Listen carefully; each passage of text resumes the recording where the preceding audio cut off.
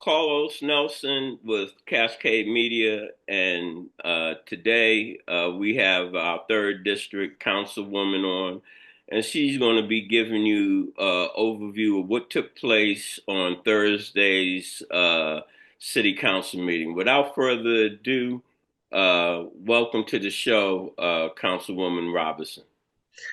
Thank you so much, Mr. Nelson, and really appreciate the opportunity to just share with the community how their government is in action and what's happening at city government, 414 East 12th Street here in Kansas City, Missouri. And so just want to remind the listeners, it's very easy for us to, go to the city's website, have the meetings on in the background as you're doing your work throughout the day so that you can be engaged and just aware.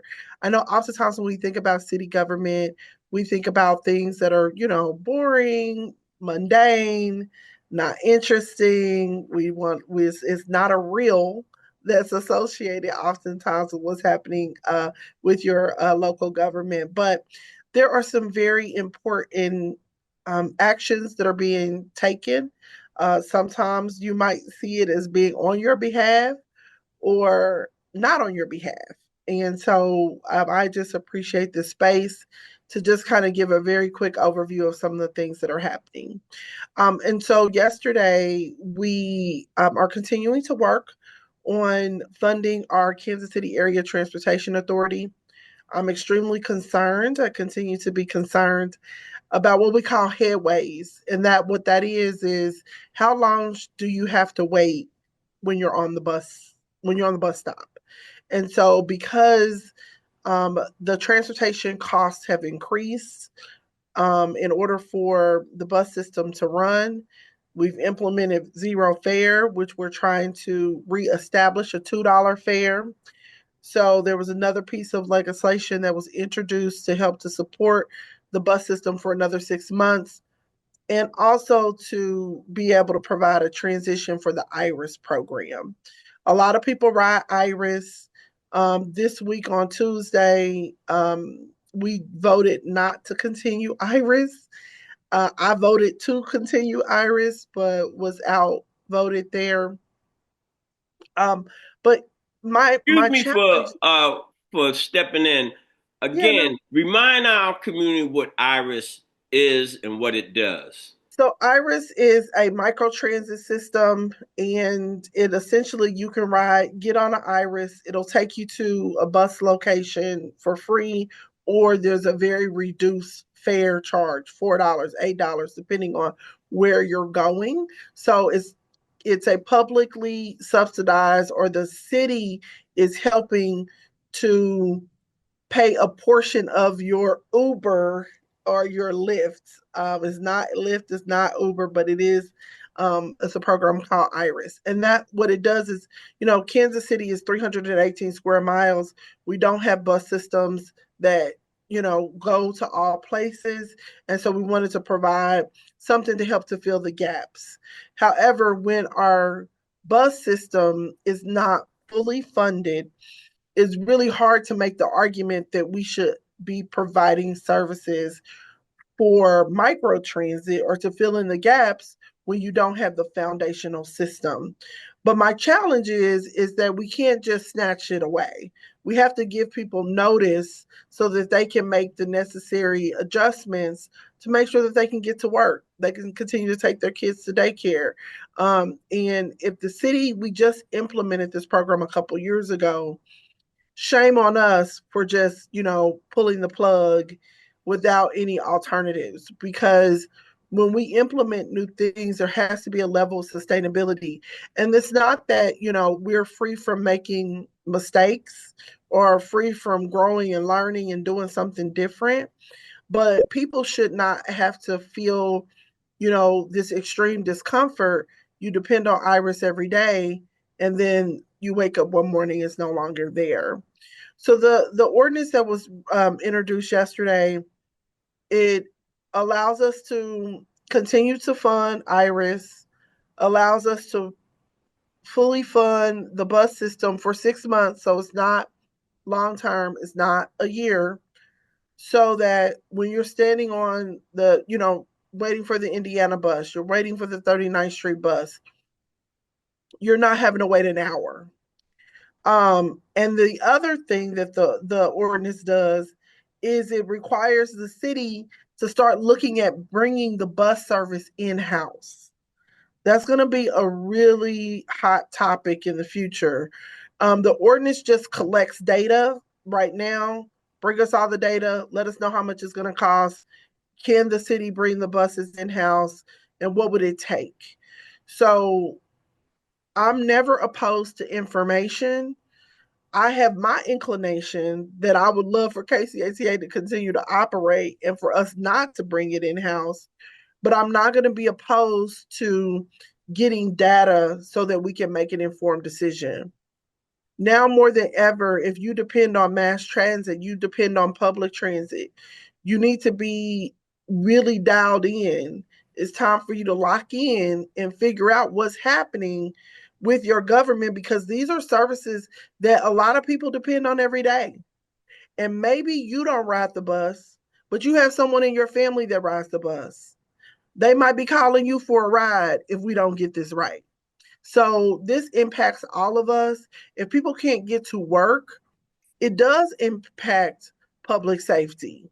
Because if I can't get a job, then what else is there? So I'm extremely concerned about what's happening with our KCATA system. That's something that we were able to get done. Um, I'm hoping that my colleagues will be able to come and share with your audience, but I do want to lift up one of my colleagues, Daryl Curls, Councilman Curls, for introducing and shepherding through a predatory towing ordinance that requires and provides a Bill of Rights for people who are getting their cars towed. And I was able to add on to the bill to make sure you can call 311 if you feel like you were not treated fairly. And it provides more stricter enforcement for predatory towing. And then it reduces the costs.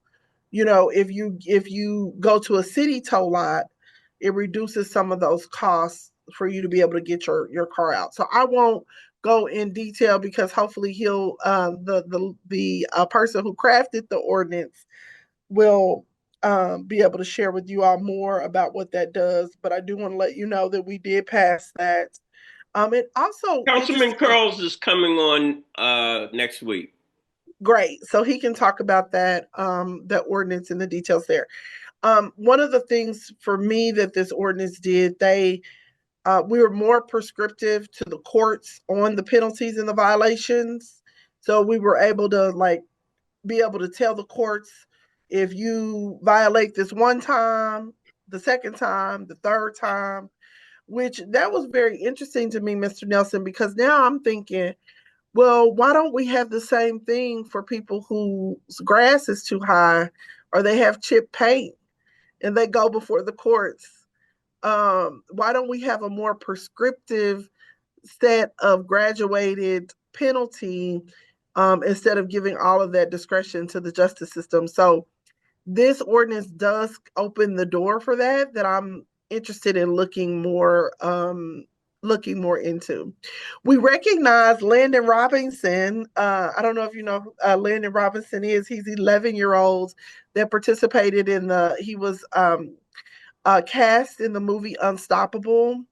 And Landon lost his right leg at the age of 1 due to a condition that he was born with at birth. And he's just an amazing young person who goes to University Academy. We were able to recognize him yesterday. We also recognized, and I'm very sad to say, but happy at the same time, Ray Malone, who was the chair of our Fairness and Construction Board. He retired. And so we recognize him for his contributions as well. That's So, excellent. Ray was, yeah, when I was in construction, Ray had the steel company making it happen. Absolutely. First African American who was able to be a part of the Iron Workers Union, and he paid it forward. He's 80 plus years old now, and we have some challenges with our construction industry in terms of making sure that there's economic inclusion, and we see people who live in the neighborhoods that are on the work sites, and so that is continues to be a challenge, and he's been ringing the bell and the alarms there. Give a rerun of the shopping center. Absolutely. And so that's something that we're working on even today. There has not been any relief yet from the city as it relates to helping to make sure that the store stays open. Last week, we worked to relax some of the contract requirements to so that we could enter into a relationship with the folks who operate Community Builders KC, who operates the grocery store on Linwood. And essentially, I supported us relaxing those requirements because if I give you, let's just say, $100 to go and buy a pair of tennis shoes, I don't tell you that you have to wear those tennis shoes for the next 5 years. I'm giving you the $100 to go buy the tennis shoes, but there's a life cycle on said tennis shoes. And so what the city was doing was saying, hey, we're going to give you these dollars, but you have to stay open for at least 3 years. However, the support was not going to last for 3 years. And so we're still in the thick of working with community builders. We're not out of the woods yet. The city, we have to come to terms with providing revenue and support. And I'm so glad you brought this up because, one of the residents who lives very close to the store, who, when I talk to residents, I'm like, hey, here's my cell phone. Call me if you need something. And he does. And I love it. If something happens on a Sunday, he's sending me pictures of the rainwater and how the infrastructure needs to be corrected to address some of the issues. I love that. My most favorite part of the job is to be able to solve problems. But so this gentleman in the neighborhood, he said, yeah, you still haven't done this for me, but you are, saving a grocery store at a store that I can't even afford. And I said, well, sir, we're not going to go back and forth on the text message, but I'm happy to talk to you about the grocery store. But I want to tell your audience why it's so important to support a grocery store and help them also to understand and know like some of the functions of city government. And oftentimes we look in our community and we're like, why is it that our communities don't look like other communities? Well, oftentimes it's because of that public subsidy and because of that public support. So now, and I will say just for the record, Mr. Nelson, when other stores, the price of eggs were 8, 9, 10, $11. I went into the Sunfresh and the price of eggs were like $5.30. And I called the operator, and I said, you guys forgot to, up your prices. Like something's wrong with your system. Eggs shouldn't cost $5.35. And you know what his response was? People in our community can't afford $9, $10 for a dozen eggs. We purposefully kept the prices low so that people could afford them.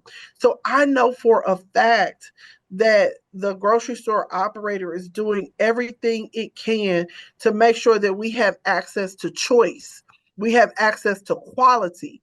That is a premium. So just because you pay, $1.50 or 50 cents more than you pay at Walmart, you got to understand the economy of what's happening and what it takes in order to have that fresh ginger at 31st and Prospect. And the city has to provide subsidy for that. And, one of the things, and I still haven't talked to the gentleman, but one of the things, Mr. Nelson, I would tell you if you were on the other end of this and you were, sharing the same things as some of the residents is that one light, two light, three light. The city built them all the parking that they needed to make it pencil out. Can our pocketbooks ever afford to go live in one or two light or three lights? My pocketbook doesn't. But there's a city subsidy. You have to also be able to buy into what the city's purpose is and what we've been doing in other communities. Why is it that we can't do it for the grocery store? And that's just one example. I could talk about the deck over I-670, which was dreamt about and envisioned based on allowing visitors that come to the hotels to be able to not smell and experience smog on the interstate. When our communities, our babies have been suffering twice as likely to die from asthma in the urban core because of the same smog. But it's okay for the city to invest $10 million in a $300 million deck over I-670. But it's not okay for us to invest in our grocery store and access to food. So those are some of the reasons why I advocate for those subsidies. And folks, are like, hey, that's a private business. It should be able to work on its own. Trust and believe me. We have $100 million of taxpayer every year redirected because of public subsidy. Zona Rosa, I can't even afford. I shouldn't say this, but many of us can't afford to eat cannot invest in the gas that it takes to drive to Zona Rosa. Heavily subsidized by the city of Kansas City, your taxpayer dollars. This is what I would say. I think that's the purpose of you coming on the program right now, and from everything that you have talked about. When I distill it all, it's more our community has to get involved. They have to be like that man that called you and what have you. And as I have talked to you in the past, we have to build our numbers because if you have just 100 people calling City Hall, the different council and the mayor on certain issues, the alarm bell is ringing. And from my perspective, we have nobody to blame but ourselves. Once the information and you're delivering the information Mm-hmm. uh, to our community, that's where our community organizations come in as organizing and so Mm-hmm. forth. And Yeah, I, and I will say just really quickly, and I want to talk about changing the name of truce because that's coming up. There's a hearing coming up next week about that. But I would say I'm pretty certain, Mr. Nelson, it doesn't even take 100. 10 committed people, just 10. And sometimes you can swap out. Everybody doesn't have time to provide surveillance for the local government, every week. But if you are here and you're testifying and you're coming to talk about what your needs are, you're calling especially the your at-large council members and your representatives who represent your area, and you're saying, hey, can I have a cup of coffee with you to tell you about my idea, to tell you about my plight, to offer a solution. Just 10 committed people. If you're committed long enough, you can make dramatic change and dramatic shifts in what's happening in your local government. So if you don't like what you see, politics is a team sport. And yes, it's my job to you elected me to put forth policies that represent your interests and to also negotiate those interests with at least six other people because it does take 7 votes to pass anything. And so that is critical and important. We have to stay engaged. And so, Mr. Nelson, on Tuesday, And I'm just looking at, I want to make sure I give everybody the right time, but we have a hearing on Tuesday to talk about the um, changing of Troost Avenue, changing the name I from think the Troost gentleman Avenue. that owns Ruby Jeans, I heard that that was months ago, so that hasn't taken place. Yeah, so essentially, there was an ordinance that did, get through committee into the council to change the name, but it was going to take 2 years to do so. So we said, no, we don't want to.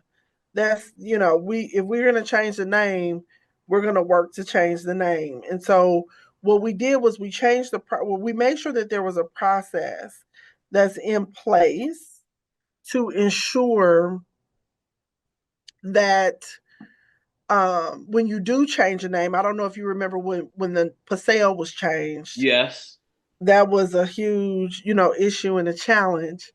And so we wanted to have a process in which residents along the corridor, if you own a home, if you live in a home or you own a property, you operate a business along the corridor, that you were invited to the hearing. And so we do have the hearing that is coming up on Tuesday over the lunch hour, 12 noon.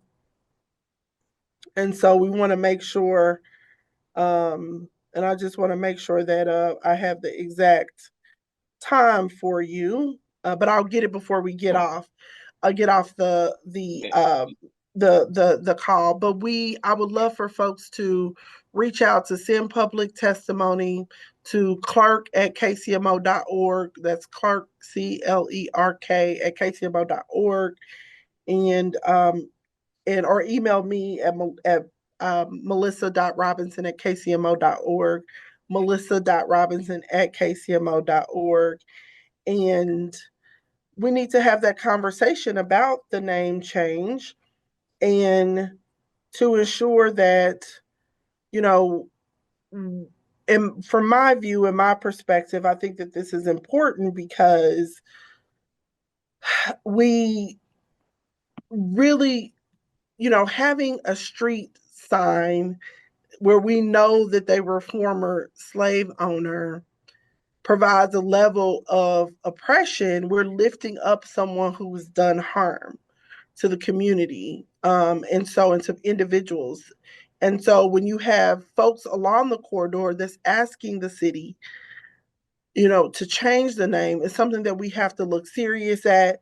And that's why I'm supporting it as well. So um, I think that, this is something that's a long time coming. Yes, Tuesday, May 6th at 12 noon. It's something that's a long time coming. It's something that we should do. We're only right now doing the south part of Truth, so from the river to the southern portion. And then in the ordinance, it's a 6-month process to work with north of the river with them about what the name, if they may have another name that they want to uplift. And so we just didn't want to put the truth name that spans all communities. And so we're going to come back and look at that as well. But we encourage people to come, let your voices be heard. If you support it or if you don't support it, come to the hearing on Tuesday, 12 noon, 414 East 12th Street. We're on the 26th floor. All right. Do you have any closing words? Thank you, everyone, for tuning in. And we just want to thank you, Nelson, and just encourage people to reach out. Email me at melissa.robinson at kcmo.org. We do have the third district to-do list, and we have a lot of hands that are on deck. I just did an interview at KCUR this morning to talk about prospectus. And so there's a lot of work going on along the Prospect Corridor. We want to make sure that we're building inclusive, walkable, vibrant neighborhoods. and we need your help and support to help us with the heavy lifting. So with that, we look forward to seeing you all next week. All right. And as we close, when you invest in your community, you're really just investing in yourself. Good day. This is brought to you by Kansas City Business Association, working to improve our community.